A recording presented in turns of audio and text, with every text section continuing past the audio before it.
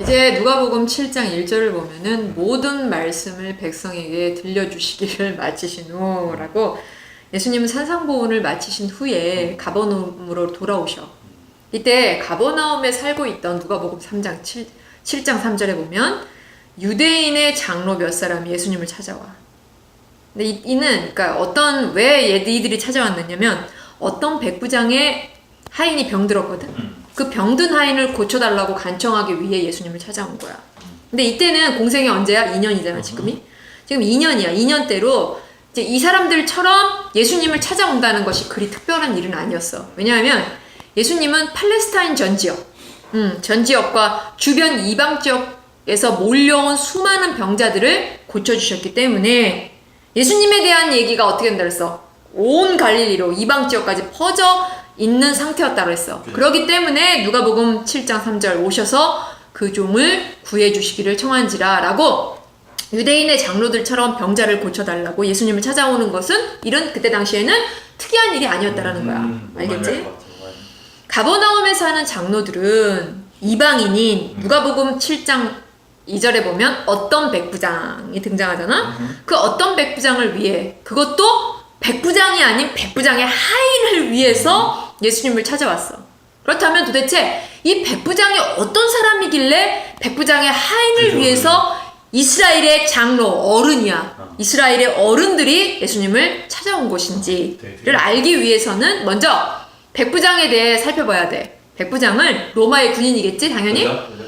로마군의 최대 상비군의 조직은 레기온이라고 그래. 곧 군단이야. 한 군단에는 100인대라는 센츄리가 60개 있었대. 이 100인대의 장, 즉 센츄리의 장을 백부장이라고 하는 거야. 이 백부장은 100인대를 지휘할 뿐만 아니라 이들을 훈련하고 무기, 식사 등 이런 모든 것들을 지시하고 관리하는 사람이야.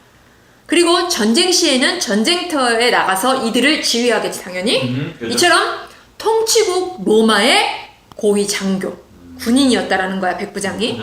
그러나 지금 이 사람은 통치국이야. 통치국의 군인이야. 그리고 유대인들은 속방이잖아. 이렇게 식민지를 당하고 있는 그 속방이었던 유대인들을 이 백부장이 착취하거나 억압하지 않았어. 억압한 사람이 아니야. 오히려 이 사람은 누가복음 7장 5절 우리 민족을 사랑하고 유대인들을 아꼈어. 아끼고 돌봐줬단 말이야. 그리고 누가복음 7장 5절 회당을 지어주고 회당을 지었나이다 라는 말씀처럼 자기의 사비, 자기 돈을 들여서 이스라엘 사람들을 위해 회당을 지어준 사람이야. 가버나움 장로들은 이런 백부장에게 항상 고마운 마음을 갖고 있었겠지? 그치? 아마도 이들은 이런 고마운 이 백부장이 자기가 아끼는 하인이 이렇게 병든 것 때문에 괴로워하는 것을 알게 되었을 거야. 이에 누가복음 7장 4절 이 사람에게는 합당하나이다 라는 말씀처럼 이런 백부장을 위해 대신 청하기 위해서 자청해서 예수님을 찾아왔던 거야. 찾아온 의도를 알겠지? 예수님은 장로들의 말을 들은 후에 이제 그들과 함께 백부장의 하인을 고쳐주기 위해서 백부장의 집으로 향하고 있었어.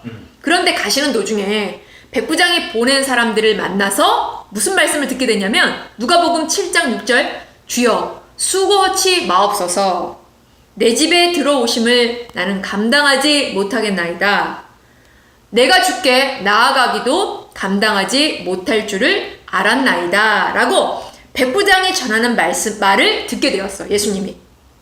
이것이 백부장이 예수님에 대한 신앙 상태야. 이 말을 통해서. 다시 말해서 우리는 이 말에서 백부장이 예수님을 어떻게 생각하고 있는지를 단적으로 볼 수 있다는 얘기야. 백부장은 먼저 예수님에 대해 뭐라고 얘기했냐면 나는 감당하지 못하겠나이다 라고 말했어. 이 말은 예수님은 내가 감당할 수 없는 분이라는 뜻이야. 즉 예수님께서는 말씀 한마디로 죽을 병자를 낫게 하실 수 있는 분인데 그런 예수님을 나 같은 존재는 도저히 감당할 수 없다는 것이야. 이처럼 백부장은 예수님 앞에서 자기가 어떤 존재인지를 분명히 깨달아서 알고 있는 사람이었어. 아마도 백부장은 그동안 예수님이 행하신 많은 일들을 듣고 있었을 거야. 그치? 당시의 사람들처럼. 특히 말씀 한마디로 누구를 고쳐주셨어? 헤롯 안티파스의 죽어가는 아들을 말씀 한마디로 고쳐주셨잖아. 그 일을 듣고 알고 있었을 거야. 이 일은 백부장뿐만 아니라 당시 많은 유대인들도 알고 있는 일이었잖아. 하지만 이들은 예수님에 대해 깊이 생각하지도 그리고 받아들이지도 않았어. 하지만 이 백부장은 달랐어. 이 일을 통해서 예수님이라는 분은 말씀 한마디로 죽을 병자를 고쳐주시는 분이신다는 사실을 알게 된 거야. 나아가 이런 예수님에 대해 더 깊이 생각했을 거야. 그리고 예수님이 행하시는 일들을 그대로 받아들이고 믿게 되어서 예수님이 어떤 분이신지 깨닫게 된 거야. 그 결과 나 같은 존재는 사실은 나 같은 존재가 누구야? 이게 사실 통치국이야. 그리고 고위 장교야. 되게 높은 사람이야. 그죠. 근데 나 같은 존재는 그 앞에 나아가기도 감당할 수도 없는, 나아가지도 못하는, 감당할 수 없는 존재다. 그런 분이시다, 예수님은. 라고 결론을 내린 거야, 예수님에 대해서. 그래서 누가복음 7장 7절 뭐라고 요청하느냐면 이 백부장이 말씀만 하사 내 하인을 낫게 하소서라고 구한 거야. 말씀만으로 낫게 해주십시오. 라고 구한 거야. 예수님에 대한 이와 같은 신앙과 자세는 하루아침에 저절로 생겨난 것이 아니야.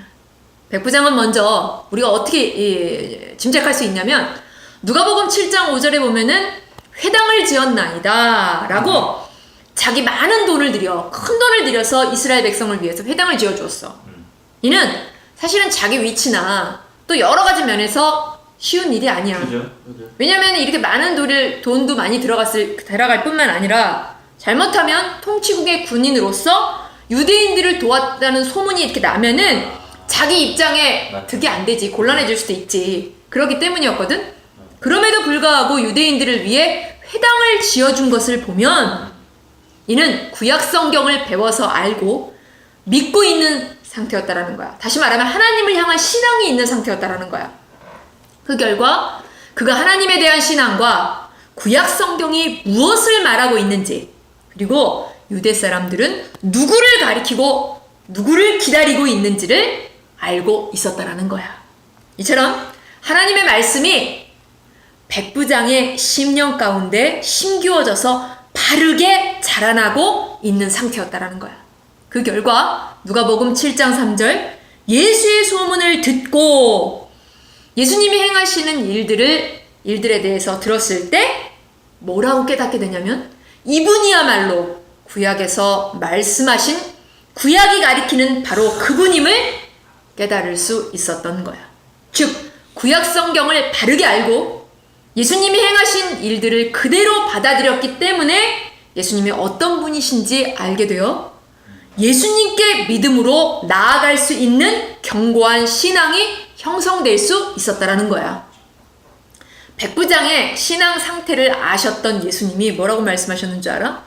누가복음 7장 9절에서 이스라엘 중에서도 이만한 믿음은 만나보지 못하였나니, 모든 사람들 앞에서 이방인인 백부장을 크게 칭찬해 주셨어. 이렇게 칭찬해 주신 적이 없어. 성경 말씀에 보면은 이렇게 크게 칭찬. 왜냐면 지금 언제야? 공생의 2년이야. 중반이야. 그치? 근데도 이 정도의 신앙을 갖고 있었다라는 거야, 이 백부장이.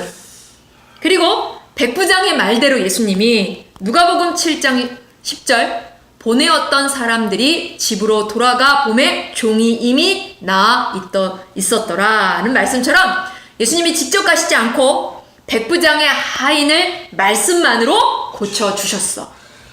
이와 같이 하신 이유가 왜 이렇게 하셨느냐? 예수님이 백부장을 직접 만나지 않고 말씀만 해도 될 만큼 그가 훌륭한 신앙을 소유하고 있었기 때문에 이렇게 말씀만으로 고쳐주신 거야.